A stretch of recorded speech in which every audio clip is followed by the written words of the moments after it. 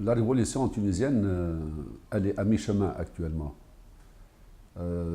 C'est vrai que Ben Ali il est parti, c'est vrai que le peuple tunisien a pu imposer quelques réformes. Entre autres, on a pu imposer l'élection d'une assemblée constituante, mais il faut avouer que les tâches essentielles de la révolution ne sont pas encore accomplies. Donc, le régime démocratique sur la base d'une constitution démocratique reste encore une aspiration. L'Assemblée constituante n'a pas toujours fini la Constitution. Il y a des problèmes sérieux qui sont posés par la Troïka qui gouverne, des problèmes qui touchent au fondement de la liberté, au fondement de la démocratie, au fondement de l'égalité. Il faut dire aussi que les réformes revendiquées par le peuple tunisien pour le système sécuritaire, pour la justice, pour l'administration, pour les médias, ces réformes n'ont pas encore été faites. Au contraire, ce que nous remarquons, c'est que le mouvement Nahda, essentiellement, il est en train de mettre la main sur l'appareil de l'État pour l'instrumentaliser, ni plus ni moins. On peut dire que Nahda et la Troïka en général, ils sont contre ces réformes. Le pays actuellement n'a pas d'agenda. On ne sait pas encore quand est-ce que va finir cette période de transition. On parle des prochaines élections pour le mois de mai, pour le mois de juin, pour l'été, pour 2014, pour 2015. Il n'y a pas d'agenda clair, alors que la Constitution aurait dû être faite depuis le 23 octobre dernier. La liberté qui reste l'acquis essentiel du peuple tunisien, l'acquis concret, la liberté, elle est menacée. Elle est menacée aussi bien par le gouvernement, par la répression du gouvernement, que par aussi les actes fascistes de différents groupes criminels qui se cachent derrière la religion ou qui tout simplement se cachent derrière ce qu'ils appellent la protection de la révolution. Alors qu'il s'agit de la protection du gouvernement de Nahda, ni plus ni moins. Il n'y a pas eu de changement économique ou social au profit des classes populaires qui ont fait cette révolution. Le gouvernement actuel continue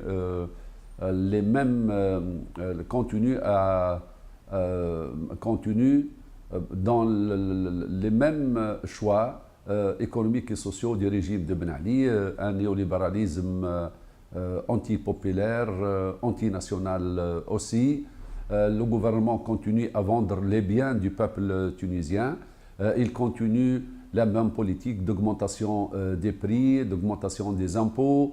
Il continue aussi la même politique de marginalisation des régions de l'intérieur, des cités populaires, ce qui laisse les masses populaires qui ont fait cette révolution, ce qui les laisse sentir qu'il n'y a pas eu de changement, que leur révolution est en train d'être volée. Par conséquent, c'est ce qui explique la continuation de la lutte, des luttes actuellement en Tunisie. Donc ce qu'on peut dire, c'est que le processus révolutionnaire continue. La lutte entre les forces de l'ancien régime, mais aussi les nouvelles forces réactionnaires d'une part et le peuple d'autre part continue. Cette lutte continue autour des axes principaux de la révolution, à savoir la liberté, l'égalité, la démocratie, la dignité et la justice sociale. Le défi essentiel à l'heure actuelle qui se pose au peuple tunisien, c'est d'arriver à s'unir dans le cadre d'un front large, un front populaire pour la réalisation des objectifs de la révolution. C'est pour cette raison-là que plusieurs partis, dont le nôtre, le Parti des travailleurs, plusieurs partis, beaucoup aussi de gens non organisés, des sans-partis, d'associations, se sont rassemblés dans le cadre du Front populaire qui vient d'être déclaré le 7 octobre dernier et qui est actuellement classé par les sondages comme troisième force politique du pays. La stratégie du Front populaire, on peut la résumer dans un travail pour rassembler le peuple tunisien autour des objectifs de la révolution. dans leur dimension nationale, anti-impérialiste, leur dimension politique démocratique et leur dimension sociale. Donc c'est pour cela que nous avons élaboré une plateforme et nous sommes actuellement aussi d'élaborer un programme tactique concret dont les axes sont clairs, la nationalisation des secteurs stratégiques de l'économie, aussi une réforme agraire au profit des petits paysans et des paysans pauvres. Le troisième axe sur lequel nous sommes d'accord est l'annulation de la dette extérieure. Le quatrième point sur lequel nous sommes aussi d'accord, c'est un nouveau système fiscal, un nouveau système fiscal qui répond aux exigences de développer le pays, aussi, qui répond aussi au principe de l'équité au niveau fiscal. Et d'autres choses aussi concernant la santé, concernant l'éducation, ça sur le plan économique et social. Et sur le plan politique, effectivement, notre stratégie vise à instaurer en Tunisie une véritable république civile, démocratique, laïque. C'est ça notre stratégie. C'était une grosse erreur et ça dénote d'un manque de maturité politique. Ça, c'est clair et net. Vous savez, si la gauche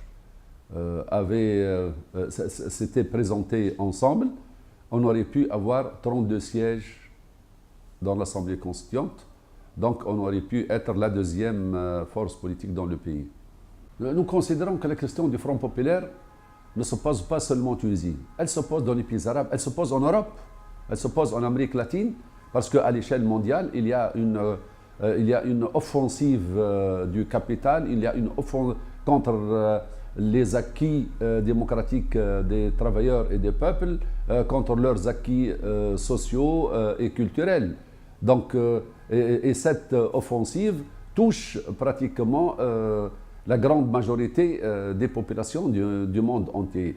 Par conséquent, le Front populaire, nous croyons que c'est une exigence partout et même c'est une exigence à l'échelle mondiale.